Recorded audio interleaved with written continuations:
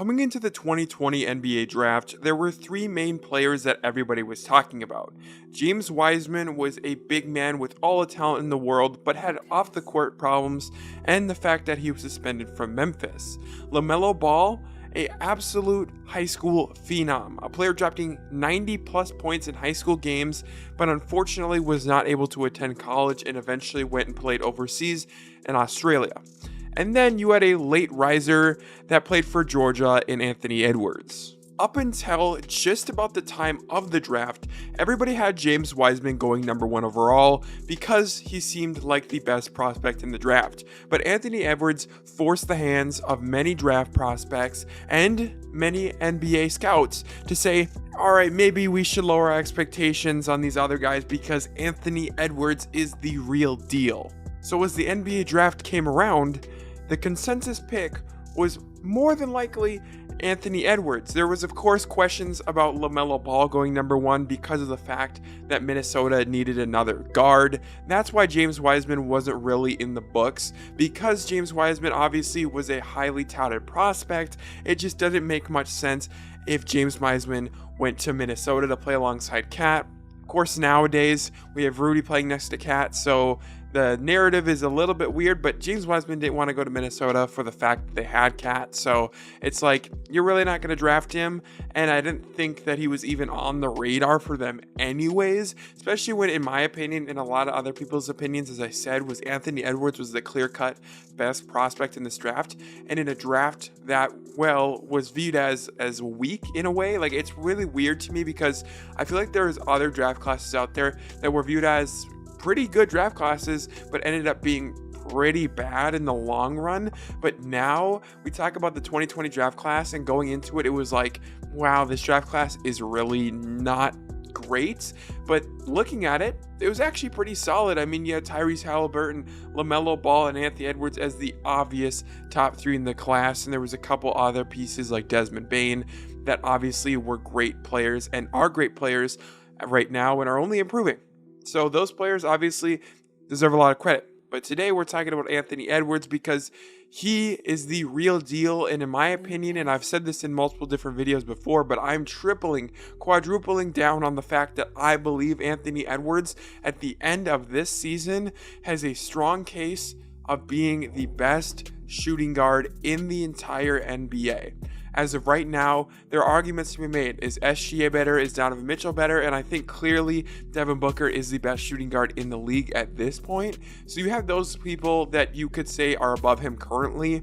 But I think at the end of this upcoming season, we're really looking at a situation where Anthony Edwards, once again, might be forcing people's hands into saying that he is the best shooting guard, not only in that draft, but also in the NBA, period. And why do I believe this? Well, to start off with, I think it's a mix of his obvious offensive ability and his defensive potential that is off the charts. There are question marks about his off-ball defense as a Minnesota fan myself. Really watching every single game, you can see him kind of get lost in off-ball, but that's pretty normal, especially for younger players. I mean, he's really young. I mean, he's 21, and you can't really expect the perfect player, but for what he's doing right now at that age is pretty insane. He's actually on track right now to beat Steph Curry's 3-point shooting record, and he's not even a shooter. I think that's pretty crazy.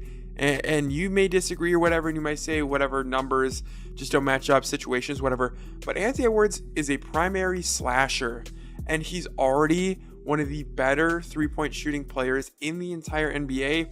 That should give you a clear-cut sign that this guy's offensive potential is absolutely through the roof and absolutely does not have a limit, because he surely could be the best offensive player in the NBA one day, which is absolutely crazy for me to say. Obviously, coming into that draft expecting nothing crazy from that draft from any of the players as a whole. So Anthony Edwards, his offensive game is clear-cut the best out of that draft class, and clear-cut a fantastic asset to have.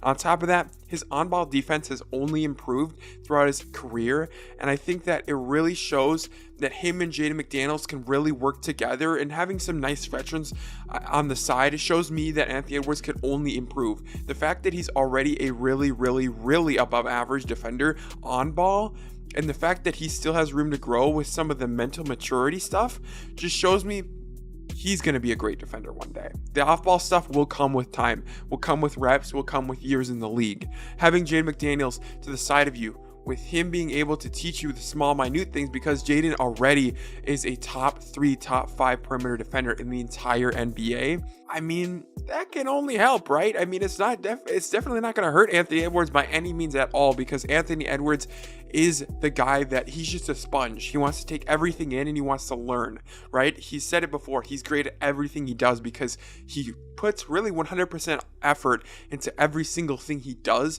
whether it's on the court, off the court, on the green, on the ice. It doesn't matter. He's putting in 100% effort, and he's going to be good at whatever he ends up doing, because he's not in it to, be decent at it. He's not in it to be bad at it. He's in it to be the best at whatever he does, and that is something that Minnesota has never had since Kevin Garnett. He's almost a Kobe Bryant type mentality, or a Michael Jordan type mentality, or even Jimmy Butler type mentality, where he wants to be great at everything he does. But I think the fact that he can be a kid, right, in the way that he can really show himself, he can have a sense of humor, he can be just a good guy to be around. At the same time, when it gets to getting down and dirty about playing basketball, he's the most passionate player in the entire NBA, or one of the most passionate players. There was quotes and question marks coming into the draft about how, he loves football. Football is his main thing. He's just going to become a football player. Like, that is so clearly just different, because we see Nikola Jokic saying that he doesn't care and he just wants to go back and ride his horses, or go back to his home country, whatever. He doesn't care that he won the finals MVP, stuff like that, and people are praising him for that. People are saying that it's kind of funny. But as soon as Anthony Edwards said that he liked football, it was he shouldn't go number one. He doesn't love the game. It's pretty crazy to me, the double standard we have in today's NBA. Of course, situations are different because Nikola Jokic won a finals, but I think there is a difference there, but not too much in a way that we should be bashing them or respecting them in the same way that with what they said.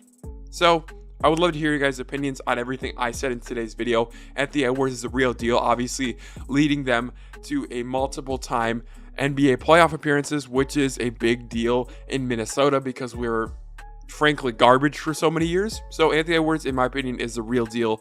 Could eventually become the best shooting guard in the NBA. Actually, I personally think after this year, he might just be the best shooting guard in the NBA. But let me know what you guys think in the comments down below. It's been your boy Jelson. Peace out.